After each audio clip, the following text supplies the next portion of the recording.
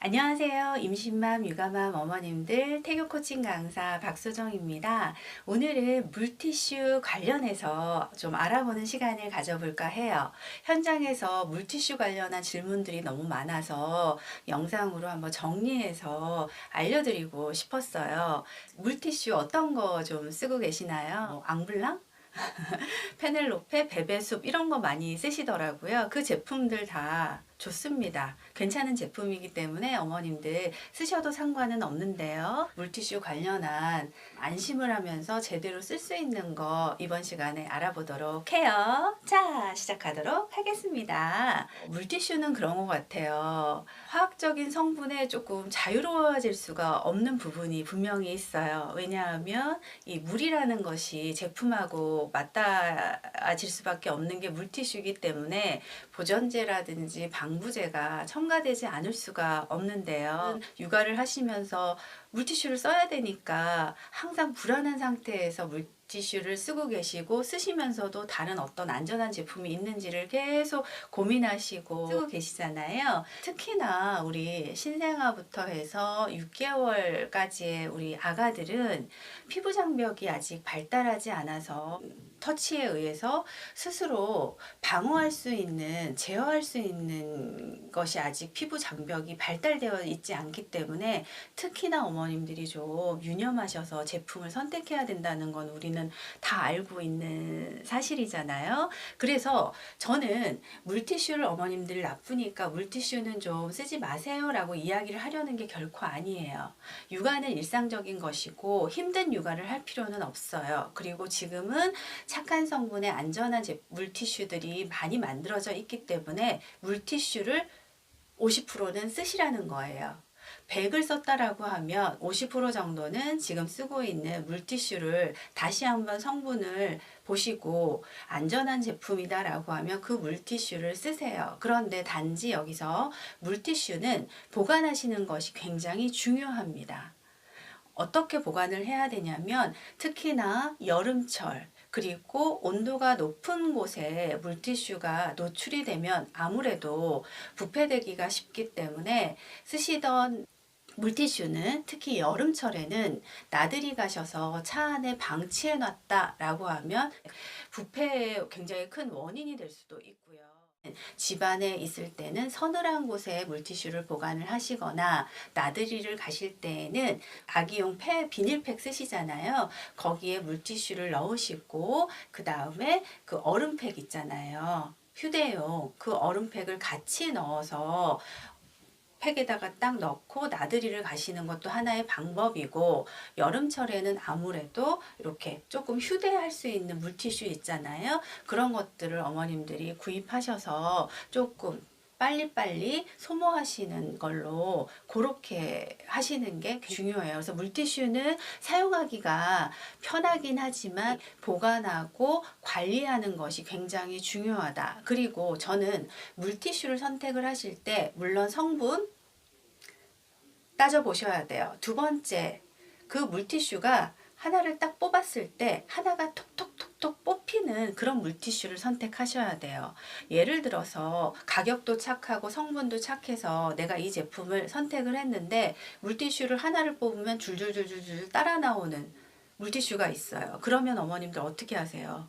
그거 쓸 만큼만 딱 하시고 붙어있는 그거는 또 다시 손가락으로 막 집어넣어서 이렇게 밀봉하시잖아요. 이미 이 손은 굉장히 세균에 많이 노출이 되어져 있어서 우리가 이미 바깥의 외부에 노출이 되고 손에 묻은 물티슈가 다시 그 안으로 들어간다라고 하면 그렇게 사용할 때 편하게 톡톡톡톡 하나씩 빠지는 물티슈를 선택하셨으면 좋겠어요. 그러면 제가 태교 코칭 강사로서 어머님들께 제안 드릴 수 있는 거는 건티슈에 관한 거예요. 건티슈는 생각보다는 훨씬 더 다양하게 활용을 하실 수 있는 게 건티슈거든요. 물티슈를 쓰면서 불안했던 부분에 대해서 건티슈를 씀으로 인해서 편하게 쓰실 수가 있어서 저는 50%는 물티슈 기존대로 쓰시고 50%는 건티슈를 쓰셨으면 좋겠다라는 취지를 가지고 이 영상을 어머님들과 함께 하려고 이렇게 찍고 있는 거예요. 자, 건티슈 이런 거예요. 다 아실 거예요. 이렇게 물에 젖어 있지 않아요. 이렇게 되어져 있거든요. 그래서 우리 아기가 하루에 물티슈를 몇 장을 쓰시는지 어머님들이 더 잘 알죠. 손도 닦아야 되고 얼굴도 닦아야 되고 뭐 엉덩이도 닦아야 되고 뭐 그럴 때 하루에 뭐 20장을 쓴다 그러면 이런 네모난 락앤락 통이 있으실 거예요. 하루에 쓰는 양을 이렇게 통에 담으시는 거예요. 그 상태에서 아기를 키우신 어머님들은 뭐 기본적으로 보온병에다가 물 해놓으시잖아요. 그러면 이 미지근한 물을 여기 건티슈에다가 이렇게 해서 물티슈를 만드시는 거예요. 나는 조금 더 뜨거운 물로 이렇게 건티슈에다가 하시면 어때요? 보여드릴게요. 이렇게 말라있던 티슈가 물티슈가 됐어요. 그러면 하루에 물티슈 필요하실 때마다 쓰시면 되는 거예요. 어렵지 않죠? 그래서 요거는 24시간 안에 소비하셔야 돼요. 왜? 여기에는 보존제나 방부제가 전혀 들어가 있지 않기 때문에 24시간이 넘게 되면 재빠르게 부패가 진행이 되기 때문에 어머님들이 그것만 유념을 하시면 하루에 얼마든지 편하게 쓰실 수 있어요.